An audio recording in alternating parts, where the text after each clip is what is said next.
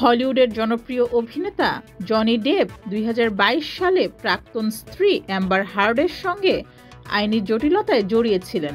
এরপরই pirates of the Caribbean franchise থেকে Johnny ডেপকে বাদ দেওয়া হয়।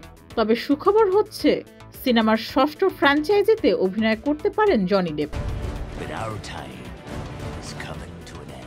হলিউডের অন্যতম জনপ্রিয় পাইরেটস অব দ্য ক্যারিবিয়ান 2003 সালে curse of the black pearl দিয়ে শুরু হয়। এরপর আরও 4টি সিনেমা তৈরি হয়। প্রতিটি সিনেমায় কেন্দ্রীয় চরিত্র ক্যাপ্টেন জ্যাক স্প্যারোর ভূমিকায় অভিনয় করেছেন জনি ডেপ। এবার ষষ্ঠ পর্বের সিনেমাতেও ফিরতে পারেন এ অভিনেতা, এমনই আভাস দিয়েছেন সিনেমার প্রযোজক জেরি ব্রুকহেইমার। 2003 থেকে 2017 সাল পর্যন্ত পাইরেটস অব ক্যারিবিয়ানের 5টি পর্বে দেখা গেছে জনি ডেপকে। প্রতিটি পর্ব বক্স অফিসে $650 মিলিয়ন বেশি আয় করেছে। সব মিলিয়ে 5টি সিনেমার বক্স অফিস কালেকশন ছিল $4.5 বিলিয়নেরও বেশি।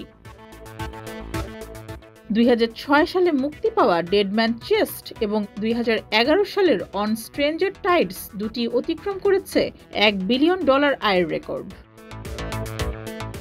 2017 সালে পাইরেটস অব দ্য ক্যারিবিয়ানের ষষ্ঠ পর্বটি তৈরি হওয়ার কথা ছিল, কিন্তু বিপত্তি বাধে জনি ডেপের সাবেক স্ত্রী হলিউড অভিনেত্রী অ্যাম্বার হার্ডের মামলাকে কেন্দ্র করে। জনি ডেপের বিরুদ্ধে নির্যাতনের অভিযোগ আনেন অ্যাম্বার হার্ড। এরপর হলিউডের অনেক নির্মাতারা তাকে বর্জন করেন। এমনকি পাইরেটস অব দ্য ক্যারিবিয়ানের প্রযোজনা প্রতিষ্ঠান ওয়াল্ট ডিজনি পিকচার্স থেকেও জনি ডেপকে বাদ দেওয়া হয়।